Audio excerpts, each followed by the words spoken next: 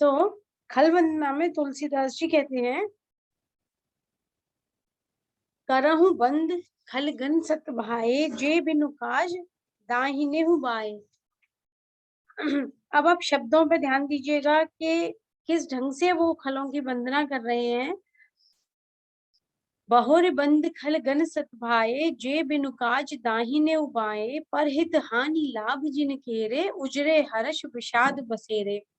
और आप अपने जीवन में भी जब दृष्टि डालेंगे तो आप पाएंगे कि कुछ लोग आप भी शायद जानते हो, ऐसे एक आध लोग हम सबके जीवन में आते जाते रहते हैं। तो हमें तुलसीदास जी इंडिकेशन भी दे रहे हैं कि कैसे आप खलों की पहचान कर सकें। तो वो कहते हैं, मैं उन खलों की वंदना करता हूँ बिल्कुल सत्य भाव से, सत भाए बिल्कुल सत्य भाव से मैं खलों की वंदना करता हूँ, जो अकारण ही आपका विरोध करते रहती हैं। जे बिनु काज दाहिने उबाए, अगर आप कहोगे सीधे जाओ तो वो कहेंगे नहीं हम तो उल्टे जाएंगे। जिन्हें कोई मतलब नहीं है पर वो आपकी हर बात काटेंगे, आपकी बातों का विरोध करेंगे। तो उन खलों को, उन दुष्टों को तुलसीदास जी वंदन करते हैं और उनकी पहचान क्या बताते हैं। परहित हानि लाभ जिन केरे, किसी दूसरे की हानि हो जाए इसी में उनका लाभ है। उजरे हर्ष विषाद बसेरे, और अगर किसी के बारे में कुछ अच्छा सुने, किसी की कुछ खुशी हुई, किसी कुछ उन्नति हुई, तो वही उनके लिए दुख का सबसे बड़ा कारण है। तो हम अगर अपने आसपास नजर फहराएं तो हमें भी ऐसे बहुत से लोग मिलेंगे। दुख में दुखी होने वाले तो बहुत मिल जाते हैं, पर आपके सुख में सुखी होने वाले बहुत कम हैं। तो खलों की यह भी दूसरी उन्होंने पहचान बताई कि किसी का कुछ लाभ हो, कुछ फायदा हो, इसी में उनका दिल बिल्कुल मुरझा जाता है। दूसरे की खुशी, दूसरे की बढ़ती देख के बेचारे दुखी हो जाते हैं। और अगर किसी का कुछ नुकसान हो, किसी के साथ कुछ हानि हो गई, तो वह उन्हें बड़ी प्रसन्नतादायक हो जाती है। और आगे फिर कहते हैं, हरिहर जस राकेश राहु से, पर अकाज भट सहस बाहु से। जे पर दोष लखई सहसाखी, पर हित घृत जिनके मन माखी। हरि, हर जस, हरि और हर भगवान विष्णु, भगवान शिव, इनकी अगर आप कहीं प्रशंसा करेंगे तो उन्हें कैसा लगेगा। राकेश राहु से, जैसे चंद्रमा को ग्रसने के लिए राहु, सूर्य चंद्रमा के प्रति राहु का शत्रु वाला भाव है, ऐसे ही जहां भी अच्छी बातें होंगी, परमात्मा की बात होगी, जहां भी सत्संग होगा, वहां इन्हें बड़ा ही इनका भाव जो है विद्वेषात्मक हो जाएगा। ये बिल्कुल अच्छी चीजों को बर्दाश्त नहीं करेंगे। पर अकाज भट सहस बाहु से, और वैसे तो ये शांत निष्क्रिय भले ही पड़े रहे, लेकिन किसी का काम बिगाड़ना अगर हो तो उस वक्त मान लो इनके यहाँ पे सहस्त्र भुजाएं आ गई, हजारों भुजाएं आ गई हो, ऐसे इनमें बड़ी एनर्जी आ जाएगी काम बिगाड़ने के लिए। किसी का काम बनाना हो तो ये बिल्कुल शिथिल पड़ जाएंगे, और किसी का काम बिगाड़ना हो तो वहां पे इनमें बड़ी एनर्जी आ जाएगी। जे पर दोष लखई सहसाखी, और किसी की कोई गलती, किसी की कोई कमी, किसी का कोई दोष निकालना है तो उसके लिए एक दो नहीं बल्कि इनमें सहस्त्र आंखें आ जाती हैं। जैसे कि 100 आंखों से कोई किसी की कमियां ढूंढे, ऐसे ये बिल्कुल बहुत ही ऊंची किस्म के निंदक हैं, आलोचक हैं, बुराइयां ढूंढने के लिए। अच्छाइयां नहीं देखते। आलोचना का तो खैर अर्थ होता है कि पूरा एप्रिसिएशन करना, किसी भी चीज की अच्छाई और बुराई दोनों देखना, अच्छे ढंग से लोचना माने आलोचना। पर ये आलोचक नहीं, ये निंदक हैं, ये कमियां ढूंढते हैं, ये दोषों को ही ढूंढते हैं। तो इनको छिंद्रान्वेषी कह सकते हैं कि छोटे छोटे दोष, छोटे छोटे भी चित्र अगर आपके अंदर हैं तो ये उनको एकदम मैग्नीफाई ग्लास बन जाती है उन्हें देखने के लिए। और परहित घृत जिनके मन माखी, अगर किसी के हित हो रहा हो, तो जैसे कि आप चाय में मक्खी गिर जाए, दूध में मक्खी गिर जाए, घी में मक्खी गिर जाए तो हम कहते हैं अभी खराब हो गया। तो ऐसे ही ये किसी का कोई अच्छा काम हो रहा हो, बनता काम हो, तो उसमें ये मक्खी की तरह जरूर गिर के उसे बिगाड़ने की कोशिश करते हैं। तो इन महान विभूतियों को, ऐसे दुष्ट लोगों को भी हमारे तुलसीदास जी सत्य भाव से प्रणाम कर रहे हैं। आगे उनके और लक्षण बताते हैं खलों के। तेज कृसान रोष महिषेसा, इनका तेज, इनका गुस्सा कैसा रहेगा, एकदम आग जैसा तो इनमें तेज है। और महिषेसा, जो महिष यानी भैंस के ऊपर सवार यमराज, तो यमराज के समान इनका कोप रहेगा, रोष रहेगा, यानी जिस पर रोष आया उसको फिर ये छोड़ेंगे नहीं। और इनका तेज कैसा है, बिल्कुल आग, किसान आग जैसा इनका तेज है। अघ अवगुण धन धनी धनेसा। और बुराइयां इनके पास कैसी हैं, इनकी अगर आप बुराइयां गिनने जाएंगे तो आपको लगेगा कि ये तो कुबेर, जिसे कहते हैं ना, कुबेर का खजाना खाली नहीं होता, कुबेर का खजाना खाली नहीं होता। ऐसे हमारे जो खल हैं, इनके इनके पास इनके क्रोध और इनके जो अग्नि है, इनकी घृणा है, विद्वेष है, उसमें अपने अवगुणों में ये धनी कुबेर के समान है। और आगे कहते हैं, उदय केत सम हित सब ही के, कुंभकर्ण सम सोवतनी के।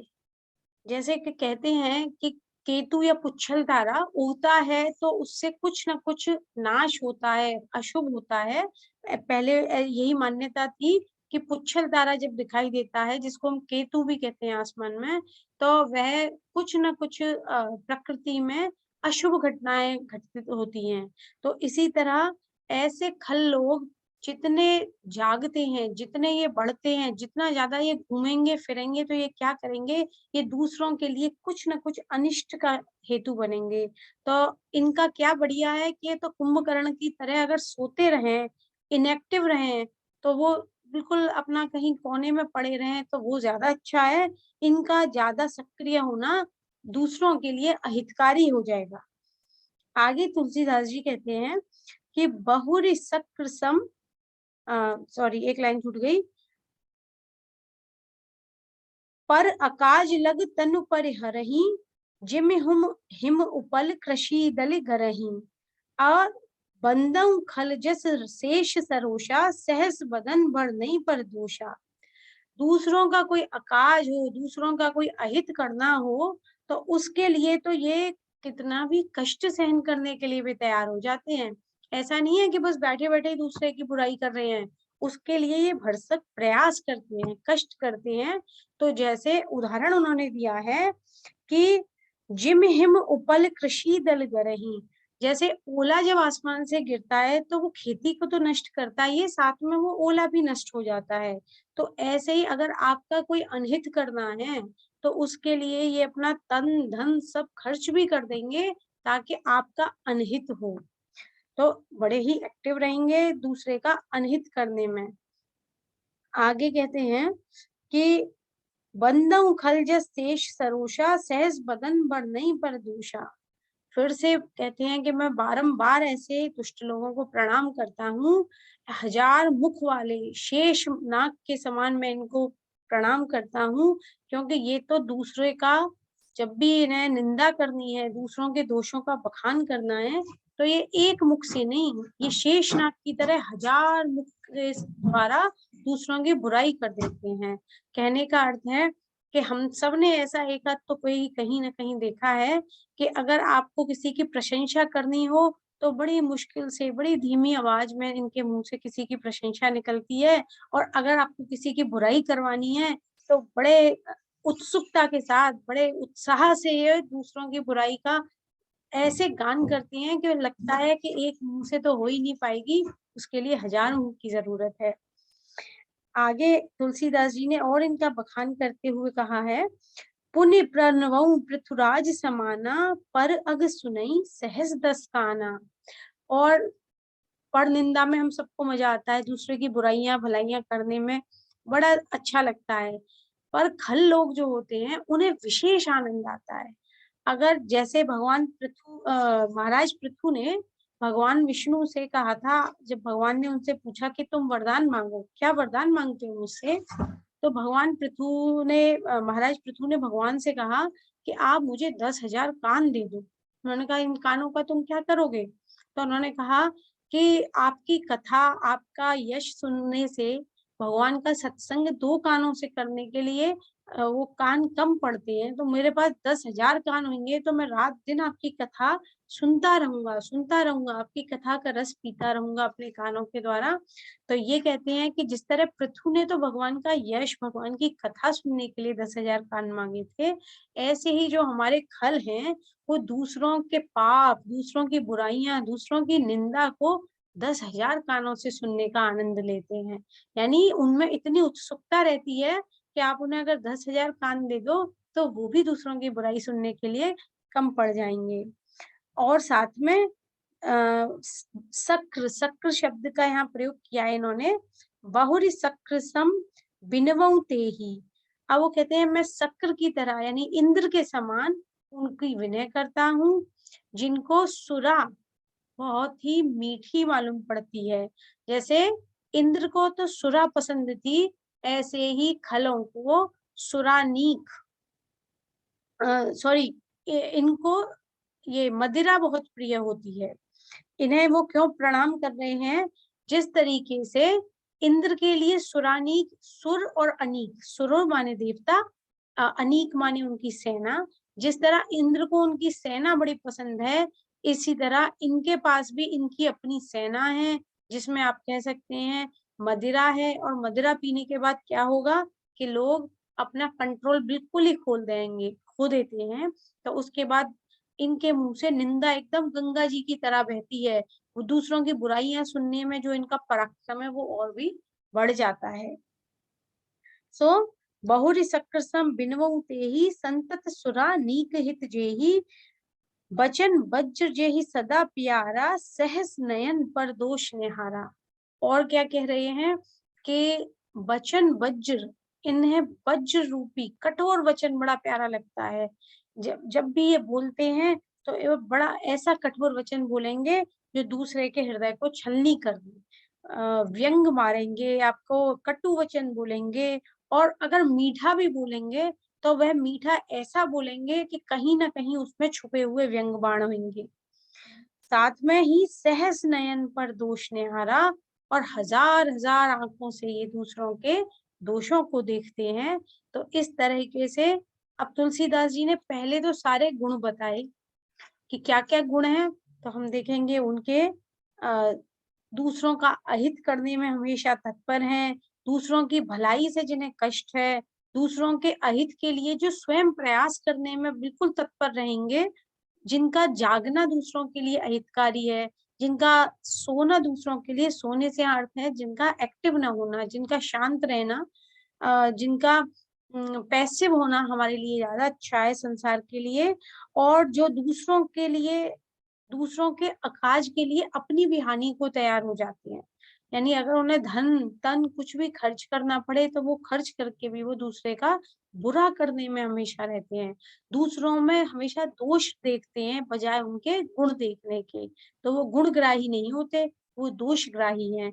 तो ऐसे लोगों की सारी उन्होंने आपको उपमा दी और बताया कि आप भी देखेंगे तो आपको अपने आसपास ऐसे एक आध तो मिल ही जाएंगे। और बाद में फिर क्या कहते हैं, उदासीन अरे मीत हित सुनत जरहि खल रीत। ये कंक्लूडिंग है उनका खलों के बारे में। चाहे कोई उदासीन हो जो न मेरा मित्र है न मेरा शत्रु है, वो हमारे लिए कौन हुआ? उदासीन। अरि, अरि माने मेरा शत्रु, मीत जो हमारे प्रिय हैं। तो वो क्या कहते हैं कि हाँ, ऐसा नहीं है कि ये सब बुराई करने के लिए, निंदा करने के लिए किसी दुश्मन की उन्हें जरूरत है। चाहे वह व्यक्ति उनका मीत हो, चाहे वह उनका शत्रु हो, या वह उनका, उन्हें उससे कोई मतलब नहीं है, लेना देना भी नहीं है, पर सहज भाव से एकदम मिशनरी की तरह, कोई मतलब हो या नहीं हो, वह सुनत जरहि खल रीत, उनका भलाई, किसी की भी भलाई, चाहे वो अपना हो पराया हो, दोस्त हो दुश्मन हो, कोई भी हो, उन्हें तो बस बुराई सुनने से मतलब, और किसी का भी भला सुनते ही उनको उससे जलन होती है। यानी दूसरे के सुख से वो सुखी नहीं हो सकते, चाहे वह दूसरा उनका दोस्त हो, दुश्मन हो, या कोई उदासीन हो, कोई अनजान हो, जिससे उन्हें कोई मतलब नहीं है, पर किसी का भी भला है वो उन्हें सुख प्रदान नहीं करता। जान पाने जुग जोर जन विनती करे सप्रीत। और उसके बाद में फिर क्या कहते हैं, अब इनका स्वभाव तो हमने पहचान लिया, इनका स्वभाव कैसा है। तो अब क्या करें कि जब जान ही लिया कि चाहे हम कुछ भी कर लेंगे, पर ये चाहे आप इनके दोस्त बन जाएं या आप इनके दुश्मन बन जाएं, या आप इनसे कोई मतलब भी न रखें, पर फिर भी जब कुछ आपका अच्छा होगा तो उससे इन्हें जलन जरूर होगी। तो जब सबसे ही जलते हैं तो अब तुलसीदास कहते हैं कि भाई मैं तो दोनों हाथ जोड़ के इनको प्रणाम ही दूर से करता हूँ। क्यों? क्योंकि इनके ना तो दोस्त बनने में सार है, ना दुश्मन बनने में सार है। ये कभी भी कैसे भी लोगों को, चाहे अपने दोस्त भी बना लें, तब भी आपसे जलने ही वाले हैं। तो ऐसे लोगों के लिए हमारे यहाँ क्या कहा जाता है कि दूर से ही प्रणाम कर दीजिए। ऐसे लोगों से ना दुश्मनी रखें, ना दोस्ती रखें, इन्हें दूर से प्रणाम कर दीजिए। तो तुलसीदास जी भी हाथ जोड़कर सत्य सत भाई सत्य मन से वो कहते हैं कि मैं प्रेम पूर्वक उनसे विनय करता हूँ। अगर आपने अपनी खोल रखा है कोई पीडीएफ को पढ़ रहे हैं साथ साथ, तो मैं एक बार और बता दूं, पेज 37 है मेरी किताब में, और ये हमारा खत्म हुआ है बाल कांड का दोहा चौथा। चलिए अब आगे बढ़ते हैं। मैं अपनी यहाँ तक क्लियर है या कोई क्वेश्चन है? यहाँ तक क्लियर है? कोई इनपुट, कोई क्वेश्चन?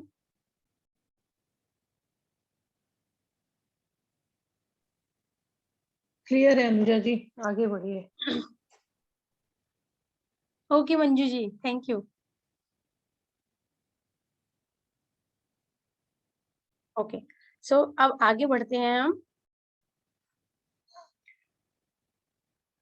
मंजू आपने आज ही ज्वाइन किया है, तो आपको बता दूं कि इसमें जहां जी आपको अगर कोई डाउट है तो आप पूछ सकते हैं, ऐसा नहीं है कि आप पूछ नहीं सकते। ठीक है, जब जब वो जी पैराग्राफ खत्म हो तो अपना डाउट पूछ सकते हैं। आगे बढ़ते हैं। जी ओके। मैं अपनी दिस कीन निहोरा, तिन निज ओर न लागऊ, लाओ भोरा, पायस पलिहई अति अनुरागा, हो ही निरामिष कबहु की कागा। अब तुलसीदास जी कहते हैं मैंने तो अपनी तरफ से सत्य भाव से प्रेम से इन लोगों से प्रार्थना कर दी है, लेकिन मुझे ये भी पता है कि ये लोग अपनी तरफ से कभी नहीं चुकेंगे, क्योंकि मैं इनका स्वभाव अच्छे से जानता हूँ। मैंने तो विनती कर दी है। और उदाहरण देते हुए वो कहते हैं कि बायस पली है अति, बायस माने कौआ, आप कौए को कितने भी प्रेम से पालिए, पर हो ही निरामिष कबहु के कागा, क्या कौए कभी भी मांस का त्याग कर सकते हैं? बंदम संत असज्जन चरना, दुखप्रद उभय बीच कछु बढ़ना, बिछुरत एक प्राण हरि लेहि, मिलत एक दुख दारुण देहि। वो कहते हैं कि देखिए, मैं अब क्या कर सकता हूँ, मैंने अपनी तरफ से प्रार्थना की, पर मैं यह भी जानता हूँ कि इनको आप कितनी भी प्रार्थना कर लें, ये तो अपनी तरफ से मेरी निंदा, मेरा अहित करने से कभी नहीं चूकेंगे। तो आगे अब वो कह रहे हैं मैं तो संत और असंत दोनों की वंदना करता हूँ। संत की पहले कर चुके, अब असंतों की कर ली। और साथ में फिर वो दोनों में एक सिमिलरिटी भी बताती है। वो कहते हैं संत और खल, असंतों में, दोनों में ही एक समानता है। क्या समानता है? कि दोनों ही आपको दुख देते हैं। अब दुख कैसे देते हैं? कि संत आपको जब छोड़ के जाते हैं, बिछुड़ते हैं, तब दुख देते हैं, और असंत आपसे जब मिलते हैं तब दुख देते हैं। तो एक जब आपके पास आता है तब आपको दुख देता है, आपके साथ रहेगा तो दुख देगा। दूसरा आपको जब छोड़ के जाता है, अच्छे लोग जब आपको छोड़ के जाएंगे, संत लोग जब छोड़ के जाते हैं तो आपको दुख देते हैं। तो दोनों ही है दुख के हेतु। आगे कहते हैं उपजहि एक संग जग माही, जलज जोंक में जिमि गुण बिलगाही, सुधा सुरासम साधु असाधु, जनक एक जग जलद अगाधु। एक मिलता है और दुख दे देता है, और एक छोड़ता है तब दुख देता है। आगे और इन्होंने कैसे बताया इनके बारे में, इन्होंने कहा कि संत और असंत पैदा इस जगत में एक साथ ही होने वाले, कि कमल और जोंक, कमल का कीड़ा जो है जोंक, वो पैदा तो दोनों एक साथ हुए, कीचड़ से हुए। अब कमल आपके पास आएगा, कमल को आप स्पर्श करेंगे, छुएंगे, तो वो आपको सुखप्रद होता है, सुखानुभूति होगी। और जोंक आपके शरीर पे आएगी तो वो तुरंत चिपक के आपका खून चूसने लगेगी, और वो आपके लिए दुख का हेतु हो जाएगी। तो पैदा तो दोनों हुए, उपजहि एक संग जग माही, पर इनके गुण बिल्कुल ही अलग अलग हैं।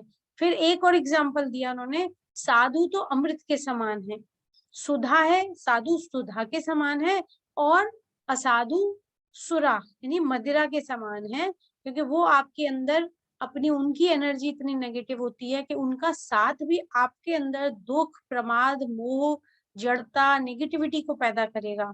साधु, उसका आपके संग बैठना ही आपके अंदर पॉजिटिव एनर्जी को, अच्छी चीजों को बढ़ाएगा, आपकी एनर्जी को बहुत ही सकारात्मक करेगा। तो वो कह रहे हैं कि देखिए ये दोनों ही कैसे हैं, उत्पन्न एक साथ संसार में हुए, पर एक का साथ सुखप्रद और एक का साथ दुखप्रद, एक का जाना सुखप्रद, एक का आना सुखप्रद। तो आगे अब हम बढ़ते हैं। आगे उन्होंने क्या कहा है, भल अनभल निज निज कर पूती, लहत सुजस अपलोक विभूति। सुधा सुधाकर सुरसरी साधु, गरल अनल कलिमल सरि ब्याधु। आगे वो क्या कहते हैं कि सुधा और सुरा दोनों का उन्होंने उदाहरण दे दिया कि दोनों को उत्पन्न कौन करता है, दोनों की उत्पत्ति कैसे है। तो वो कहते हैं कि समुद्र मंथन से ही दोनों की उत्पत्ति हुई है। अमृत भी माना जाता है समुद्र मंथन से उत्पन्न हुआ है, और मदिरा भी, वारुणी भी समुद्र से ही आई है। तो फिर से उन्होंने एक और उदाहरण दिया कि दोनों ही उत्पन्न एक ही जगह हैं, पर जिनके प्रभाव बिल्कुल अलग अलग हैं अपनी करनी के अनुसार। भल अनभल निज निज कर तूती, दोनों ही अपनी करनी के अनुसार आपके पास आते और जाते हैं, और दोनों को यश जो मिलता है वह भी उनकी करनी के अनुसार मिलता है, उनके कुल से नहीं मिलता, क्योंकि कुल या उनका जन्म तो एक साथ हुआ। दोनों, जैसे इन्होंने इतने सारे उदाहरण दे दिए, कमल और जूंक है, दोनों कीचड़ में पैदा हुए। मदिरा और मदिरा और अमृत दोनों समुद्र से पैदा हुए, लेकिन दोनों के ही यश बिल्कुल अलग है। एक को प्रशंसा मिलती है, एक को निंदा मिलती है, एक भला करता है, एक बुरा करता है। तो ऐसे ही साधु और असाधु भी अपने अपने कर्मों के कारण ही एक को सुजस मिलता है और एक को कुजस या अपलोक मिलता है, जिसकी निंदा होती है। तो उसका कारण क्या है, उनकी अपनी अपनी करनी।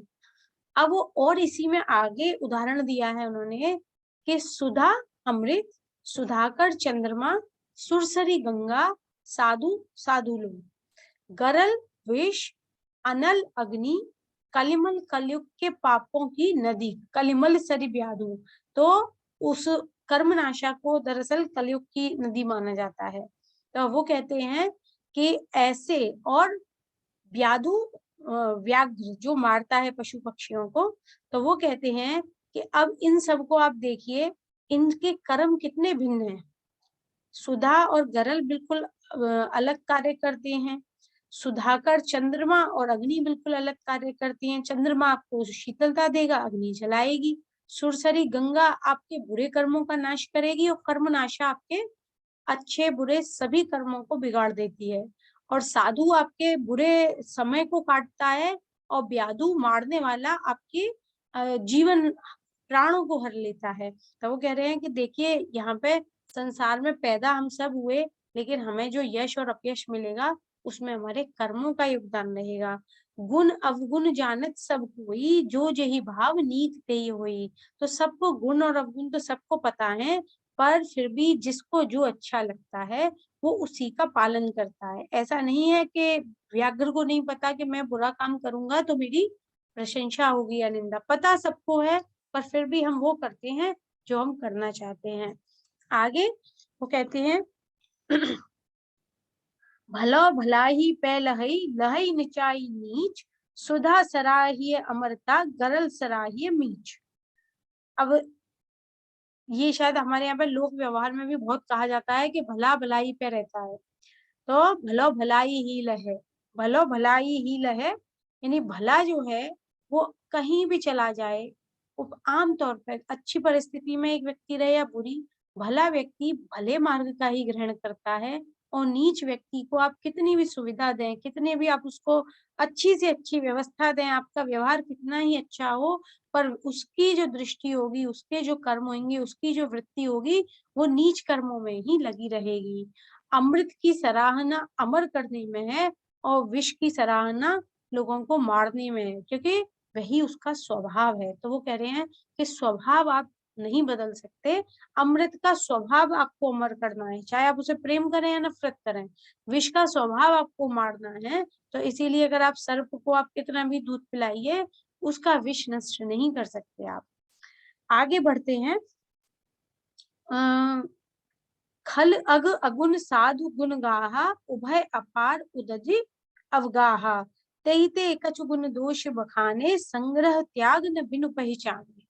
आगे इन्होंने क्या कहा कि दुष्टों के पापों और अवगुणों की और साधुओं के गुणों की, दोनों की ही बात अगर मैं करूं तो बहुत बहुत लंबी विस्तार है, बहुत विस्तार है। आप बुरों की बुराई बताना शुरू कीजिए तो वो भी बहुत विस्तार में चली जाएगी, और भलों की आप भलाई गाइए तो उभय अपार उदधि अवगाह, यानी दोनों ही अपार है। उदधि माने सागर, और जिसको आप पार नहीं पा सकते। ना अच्छाई का कोई पार है दुनिया में, न बुरों की बुराई का कोई पार है।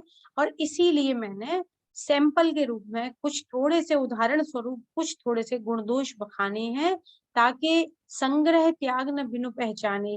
क्योंकि अगर आप किसी चीज को लेना चाहते हैं या किसी चीज को छोड़ना चाहते हैं तो आपको पहचान तो करनी ही होगी, साधु का और दुष्ट का। जब तक आपको पहचान नहीं होगी तो आप यह निर्णय कैसे करेंगे कि हमें इनके संग रहना है या इनसे दूर जाना है।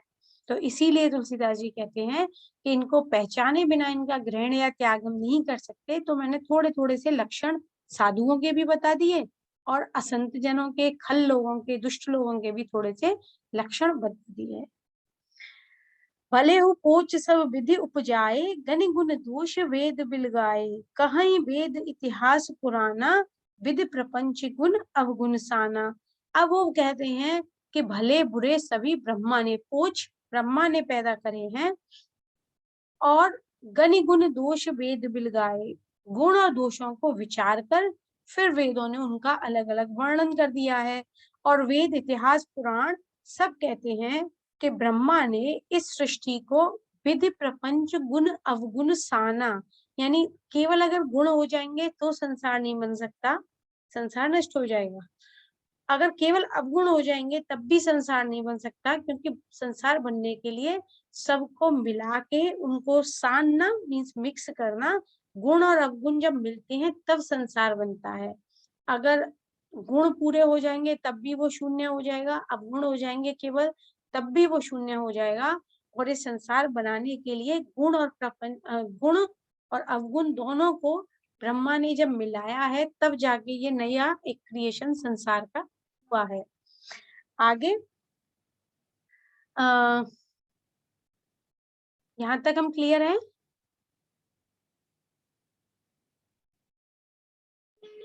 जी हाँ जी। अब दुख सुख पाप पुण्य दिन राति, साधु असाधु कुजाति सुजाति, दानव देव ऊंच अरे नीचू, अम्य सुजीवन माहुर मीचू।